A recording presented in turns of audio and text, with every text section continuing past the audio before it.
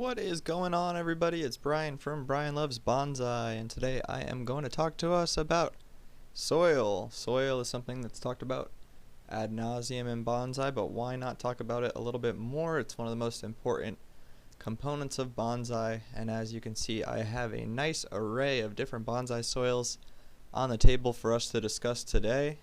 Starting from the top left and then going across, I have Akadama, lava rock, expanded shale, and then starting on the bottom left, I have potting soil, turfis, and diatomaceous earth.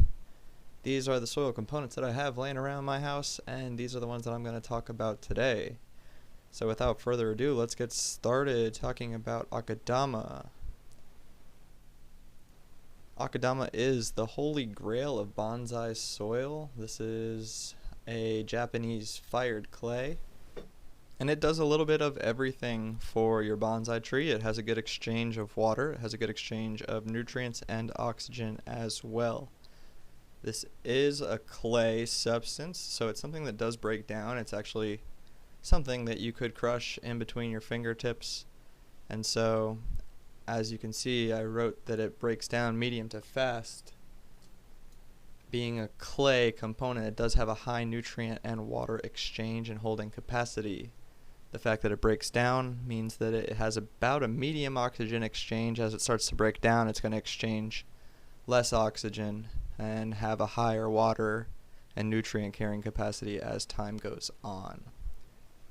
The second component I'm going to talk about today is lava rock, which I would say is the second most important or useful soil substance in bonsai. Lava rock is made literally from cooling lava, and so it's going to have very different properties than the Akadama discussed previously. Basically does not break down at all. It was formed inside of a volcano, so it is not breaking down in your bonsai pot. It is going to allow for a high amount of water and oxygen exchange. As you can see, it is very porous. It's going to allow a high amount of airflow, high amount of water exchange, and it's only going to exchange nutrients when you give it to the tree. It does not have a high holding capacity, and so the water and nutrients are going to be provided when you give it, and then they are going to go away when it dries up.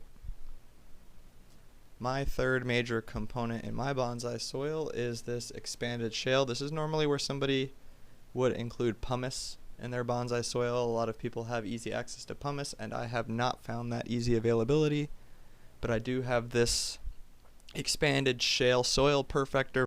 It is a natural clay, high fired substance, somewhere in between lava and Akadama. It does break down, does not have a high nutrient exchange capacity because it does not break down anywhere as much as Akadama does. But does, as you can see, it is still porous, similar to lava, allows that oxygen and water exchange, and with its limited nutrient exchange and low ability to break down, lava and this substance are going to be the ones that keep your soil going, while Akadama is going to be the one that meets the rest of the goals that you need for your tree. Now I'm going to talk about everybody's favorite bonsai punching bag soil component, which is Turfis. Turfis has received a lot of negative flack as of late in the bonsai community, and for mostly good reasons. I would say outside of very specific uses, it is not a great bonsai soil component. As you can see, the particle sizes are smaller than a lot of the other components, and the shape of the pieces is also a lot flatter than some of the other material we've used, which ultimately results in a soil that is heavily compacted. Over the course of 1 or 2 years, if I've used trees that were entirely in Turfis as a soil component, they were heavily compacted. They were holding a lot of water. It was not draining easily, and ultimately the trees were just not happy nor successful for the long term.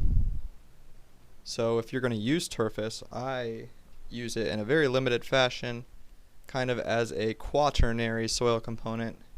When I need extra water holding capacity, it is good for that, but I would not recommend it much outside of that usage pattern. On the screen now is Diatomaceous Earth, which is a natural substance found from the skeleton of ancient aquatic animals. However, if you notice, it does look very similar in shape, size, and structure to Turfis, and I've found that it behaves very similarly as well. regardless of its composition or the differences between the two products. DE and Turfis behave, in my opinion, very similar to each other. Very similar issues with the size and shape of the soil. The particles are too small, and they end up becoming very compacted over the course of time. And so these are my major issues with using diatomaceous earth as a soil component. I've also noticed that in my experience, it ends up very dry, much drier than some of the other soil substances, especially if it gets towards the center of the root mass. I've noticed when trying to dig out my soil when I'm doing a repot that location where the DE is isolated is just very, very, very, very dry. And so I have completely eliminated using this from my soil mixes at all. One thing to note, however, about diatomaceous earth is that it is something that you can access very easily. I actually got this diatomaceous earth in a product at my local auto parts store of Pep Boys called Floor Dry.